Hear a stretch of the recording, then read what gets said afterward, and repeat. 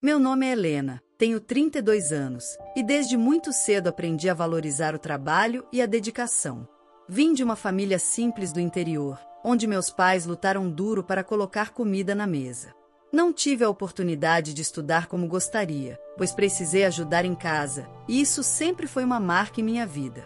Nunca me considerei menos que ninguém, mas sabia que meu português simples e minha falta de estudos poderiam ser usados contra mim em determinados ambientes. Quando conheci Ricardo, meu marido, ele parecia compreender minha trajetória.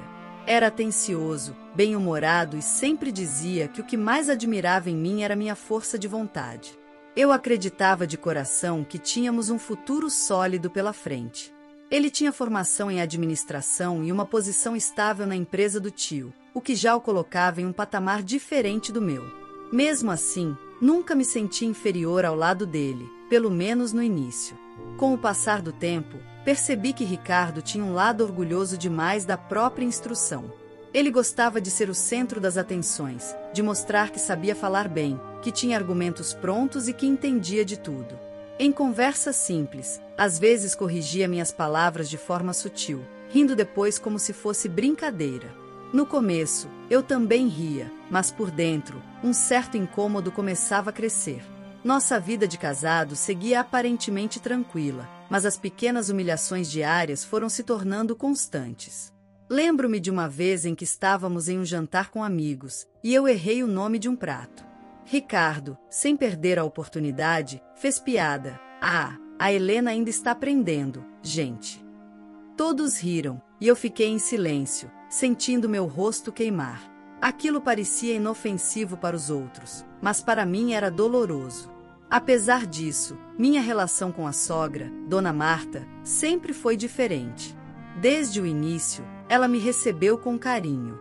Uma mulher de coração enorme, sempre preocupada em saber se eu estava bem, se precisava de algo. Talvez porque também tivesse vindo de origem simples, ela parecia enxergar em mim uma história que lembrava dela. Eu a respeitava muito e, de certa forma, me sentia acolhida na presença dela. Foi Dona Marta quem me ajudou em vários momentos delicados. Quando fiquei doente e precisei ficar em casa, ela se ofereceu para trazer comida pronta, para me ajudar com a limpeza. Eu ficava emocionada com esse gesto, porque nunca vi na minha própria mãe alguém tão disposto a apoiar assim. Minha mãe era mais dura, mais fechada, fruto das dificuldades da vida. Com Marta, eu sentia ternura.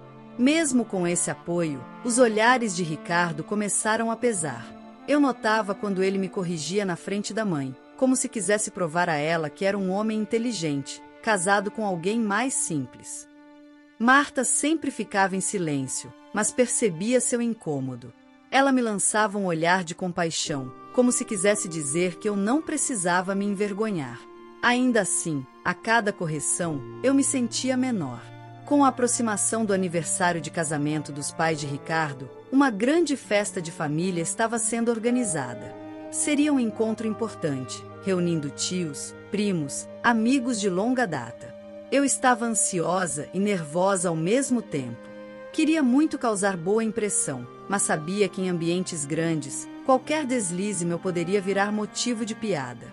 Passei dias pensando na roupa, no que iria dizer, ensaiando até mesmo frases para não errar. Ricardo, por outro lado, parecia empolgado com a ideia de mostrar sua família unida. Ele gostava de encontros assim porque podia brilhar em conversas sérias, sempre se posicionando como o mais instruído. Na semana anterior à festa, ele chegou a me dizer em tom risonho: "Amor, só tenta não inventar palavras novas, tá?" Eu sorri de canto, mas por dentro senti uma fisgada no peito. No dia da festa, acordei cedo para ajudar com os preparativos. Marta já estava na casa desde cedo, coordenando os detalhes da decoração e da comida. Ela me chamou para ajudar a montar as mesas, e entre uma conversa e outra, me tranquilizou: "Helena, não se preocupe com o que vai dizer ou como vai se portar. O que importa é o coração, e o seu é lindo." Suas palavras foram como um abraço, mas ainda assim, o nervosismo não me abandonava. Enquanto ajeitávamos as flores nas mesas, ouvi Ricardo conversando com um primo na varanda. Ele ria alto, contando histórias de viagens e negócios, sempre se colocando como centro. A cada gargalhada dele, meu estômago revirava. Eu sabia que em algum momento ele poderia me expor para arrancar risadas. Meu medo não era de errar uma palavra, mas de ver meu marido me desmerecendo diante de tantos. À medida que os convidados chegavam, a casa enchia de vozes, música e conversas animadas. As crianças corriam pelo jardim, os adultos brindavam e se cumprimentavam calorosamente. Eu tentava me misturar, sorrir, participar das rodas de conversa, mas sempre com cautela. Não queria dar motivos para ser corrigida ou alvo de zombaria. Durante a tarde, me aproximei da cozinha para ajudar com os pratos. Ali, ao lado de Marta, me sentia mais segura. Conversávamos sobre receitas, sobre a infância dela e a minha. Ela sorria ao lembrar que também precisou abandonar os estudos cedo para cuidar dos irmãos mais novos. Naquele momento, senti que havia uma ponte entre nós, algo que me fortalecia. Mas, por mais que eu buscasse refúgio nessas pequenas trocas, a sensação de que algo estava prestes a acontecer não me deixava em paz. Era como se cada passo dentro daquela festa fosse um ensaio para algo maior, algo que eu temia enfrentar, mas que estava cada vez mais próximo. A casa estava cheia de vozes e risos. Era aniversário do tio Roberto, e toda a família do meu marido estava reunida. Eu tinha ajudado a arrumar a mesa, preparando algumas das comidas que lembravam a minha infância. Achei que seria uma forma de me aproximar mais deles. No começo, parecia que tudo correria bem. Cumprimentei cada um, e até recebi alguns elogios pelos pratos. Mas eu sabia que bastava uma faísca para que meu marido me colocasse em uma situação constrangedora. Ele sempre encontrava uma oportunidade para me diminuir diante dos outros. Durante o jantar, as conversas giravam em torno de trabalho, viagens e estudos. Eu, mais reservada, escutava atenta, até que minha cunhada perguntou em tom de curiosidade se eu pretendia fazer algum curso novo. Eu sorri e disse que ainda estava planejando. Foi o bastante para ele soltar sua primeira ironia da noite. Curso? Ele disse alto, chamando a atenção da mesa. Mal sabe escrever direito, imagina estudar mais alguma coisa. O silêncio se formou por alguns segundos, e eu senti meu rosto queimar. Alguns familiares deram risadas tímidas, outros apenas desviaram o olhar. Eu engoli em seco e baixei a cabeça, tentando não reagir. Enquanto isso, ele continuava. Eu até tento ajudar, mas é difícil. Fico lendo mensagens cheias de erro, e ainda tenho que fingir que entendo. O tom dele era de deboche, como se eu fosse uma piada viva na frente da própria família. Eu queria desaparecer. Olhei em volta, e percebi que alguns pareciam desconfortáveis. Minha cunhada mordeu os lábios, como se quisesse dizer algo, mas não teve coragem. Até meu sogro desviou a atenção para o prato, evitando intervir. Para não piorar, resolvi mudar de assunto e elogiei a comida da tia Clara. Mas ele não deixou barato. Pelo menos cozinhar ela tenta. Só não dá para pedir que leia a receita sem se perder nas letras, completou, rindo. Eu apertei as mãos embaixo da mesa. As lágrimas vinham, mas eu me obrigava a não deixá-las cair. Eu sabia que se chorasse, ele usaria isso também para me chamar de fraca. De repente, a conversa voltou para as viagens. O primo dele falava de um roteiro que planejava fazer, e eu, tentando participar, comentei que gostaria de visitar o mesmo lugar. Ele não perdeu tempo. Ah, você? Vai fazer o que lá? Tirar foto e não conseguir escrever a legenda? As gargalhadas de alguns foram ainda mais cruéis. Eu sentia que cada palavra dele era como uma faca. Tudo que eu queria era gritar, mas permanecia em silêncio, engolindo a dor. Eu olhei para ele, buscando algum resquício de respeito, mas só encontrei desprezo. Era como se ele tivesse prazer em me destruir pouco a pouco diante de todos. Foi nesse momento que ouvi uma cadeira arrastando. Um som forte, que cortou o burburinho da festa. Era minha sogra, levantando-se com os olhos marejados. Todos se calaram imediatamente. O olhar dela estava fixo no filho, cheio de decepção. O silêncio que se instalou na sala foi mais pesado do que qualquer palavra dita até então. A sala ficou em silêncio absoluto quando minha sogra, Dona Marta, se levantou em lágrimas. Eu não conseguia acreditar no que via. O rosto dela estava vermelho, e seus olhos marejados transbordavam uma mistura de dor e indignação. Todos os olhares se voltaram para nós, e senti meu corpo tremer de nervosismo. Ricardo continuava em pé, surpreso com a reação inesperada da mãe. Ela olhou para ele com firmeza, tentando conter a emoção, mas a voz saiu trêmula e potente. Ricardo, como você ousa falar assim da sua própria esposa diante de todos? Todos na sala ficaram em choque.